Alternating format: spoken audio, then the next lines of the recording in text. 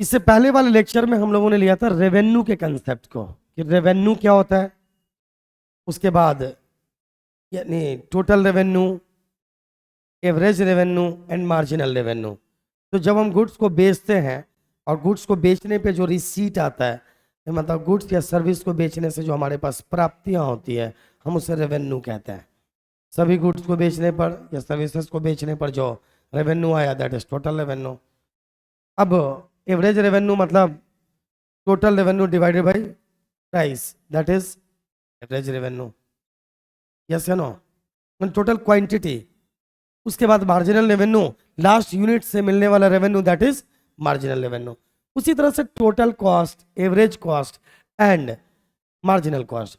तो जब हम प्रोडक्शन करते हैं तो सभी यूनिट को प्रोडक्शन पे आने वाला कॉस्ट टोटल कॉस्ट, समझ रहे हो क्या?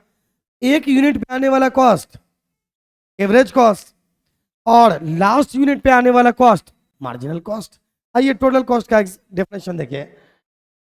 डेफिनेशन जो इसका है, total cost is sum of all cost incurred by firm in the production of a specific level of output. It includes both variable cost and fixed cost. अब इसका यहां पे दिया हुआ है डेफिनेशन, चलिए चेक कर लेते हैं।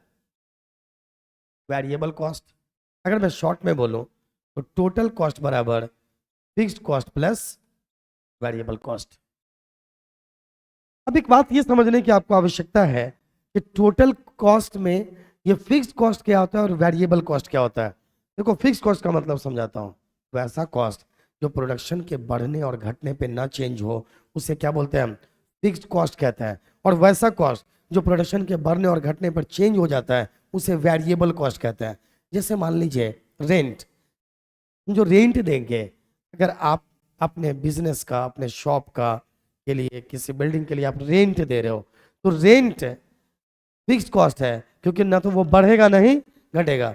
अगर क्लास की बात करें तो एक क्लास की कैपेसिटी मान लो 500 स्टूडेंट की है, अब उसके लिए हम 50,000 रुपये रेंट दे रहे हैं, तो 500 स्टूडेंट को पढ़ाने में भी 50,000 रेंट आएगा, 400 स्टूडेंट को भी पढ़ाने में 50,000 रेंट देना होगा, और 350 बच्चों को पढ़ाने में भी 50,000 ही रेंट देना होगा। तो ये फिक्स्ड कॉस्ट है। मतलब वैसा कॉस्ट जो प्रोडक्शन के बढ़ने और घटने से न बदले, उसे क्या बोलेंगे? फिक्स्ड कॉस्ट बोलेंगे। अब इसमें एक और कॉस्ट आता है variable cost. What is variable cost? Variable cost का मतलब ये होता है कि जो प्रोडक्शन के बढ़ने और घटने पे बदल जाए, दैट इज वेरिएबल कॉस्ट। जैसे मटेरियल का कॉस्ट वेरिएबल कॉस्ट है। तुम ज्यादा प्रोडक्शन करोगे तो ज्यादा मटेरियल लगेगा, नहीं करोगे तो मटेरियल पे प्रोडक्शन कॉस्ट आएगा ही नहीं। कम प्रोडक्शन करोगे तो मटेरियल पे कम कॉस्ट आएगा। तो वैसा कॉस्ट जो प्रोडक्शन के बढ़ने और घटने से बदल जाए, उसे वेरिएबल कॉस्ट कहते हैं। मेरे ख्याल से समझ में आ गया? तो यहां पर लिखा हुआ है fixed cost plus variable cost क्या कहलाएगा? टोटल कॉस्ट कहलाएगा। यहां पे लिखा हुआ वेयर वीसी, यहां से where VC is the total variable cost and FC is the total fixed cost. मेरे ख्याल से समझ में आ गई बात? कॉस्ट का मतलब समझ में आ गया। अब आइए एवरेज कॉस्ट को कैसे समझेंगे।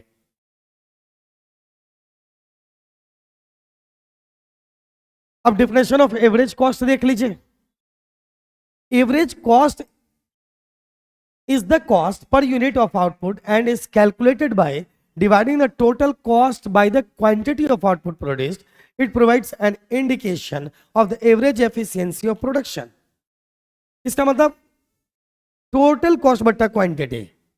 टोटल कॉस्ट कैसे लेकर आएंगे मालूम है? जैसे एक एग्जांपल बताता हूं। आपने 100 कुर्सी बनाया, 100 चेयर बनाया आपने। कितना चेयर बनाया बोलो? 100 चेयर्स को का निर्माण किया आपने। 100 चेयर को बनाने में फिक्स्ड कॉस्ट आया मान लो 8,000, और वेरिएबल कॉस्ट आया कितना? 12,000। ध्यान से देखते रहिए। तो टोटल कॉस्ट कितना आ गया आपका? 20,000। डन। अब आपको निकालना है एवरेज कॉस्ट ना, तो आपका टोटल कॉस्ट कितना है? 20,000 डिवाइडेड बाय कितना? आपने कितना चेयर बनाया है? नंबर ऑफ चेयर्स कितना? 100 ना। तो ये 100 से भाग कर दो, तो एक चेयर का कॉस्ट कितना आ गया 200। कितना आसान है, बच्चे वाली बात है, इसमें कुछ है क्या। तो जब आपको एवरेज कॉस्ट निकालना हो तो सिंपल सी बात है, आपको टोटल कॉस्ट से भाग कर देना है, को भाग कर देना है या डिवाइड कर देना है किससे, नंबर ऑफ यूनिट प्रोड्यूस से या क्वांटिटी से। मतलब जितने चेयर या जितनी भी चीजों का निर्माण आपने किया उससे भाग कर दीजिए, तो ये एवरेज कॉस्ट आपका आ जाएगा। डन, इसमें कोई प्रॉब्लम है नहीं। अब आइए नेक्स्ट पॉइंट पर। अगला पॉइंट है मार्जिनल कॉस्ट। मैंने आपको बताया था मार्जिनल रेवेन्यू, उसको याद करिए और ये भी समझ में आएगा। फिर मार्जिनल यूटिलिटी, मैंने आपको बताया था लास्ट यूनिट से होने वाला utility marginal utility, last unit पे आने वाला रेवेन्यू मार्जिनल रेवेन्यू, तो उसी तरह से लास्ट यूनिट पे आने वाला कॉस्ट मार्जिनल कॉस्ट। मतलब जैसे जैसे ही हम एक एडिशनल यूनिट का प्रोडक्शन करेंगे जो हमारा कॉस्ट आएगा वो मार्जिनल कॉस्ट होगा। एम आई राइट। जैसे मैंने आपको बताया था law of diminishing marginal utility, जैसे जैसे एक अतिरिक्त यूनिट को यूज करते हैं तो मार्जिनल का मतलब होता है वन एडिशनल, आपको याद रखना चाहिए। तो वैसे यहाँ पे लिखा हुआ है marginal cost is the additional cost incurred by producing one more unit of output. मतलब एक और यूनिट को प्रोडक्शन में जो हमारा कॉस्ट आएगा उसे ही क्या बोलते हैं, मार्जिनल कॉस्ट बोलते हैं।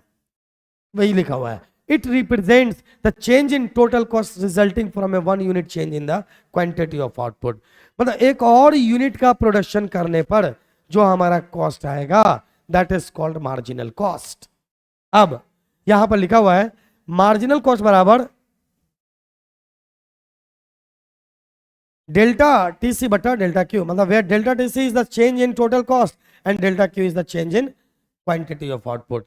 मेरे ख्याल से आपको ये टॉपिक बड़ी इजीली समझ में आ गया होगा, क्योंकि कॉस्ट, रेवेन्यू एंड कॉस्ट को आप इजीली डील कर सकते हो।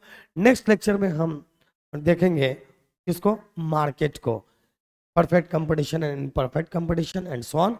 आज के लिए इतना काफी है, बेस्ट ऑफ लक।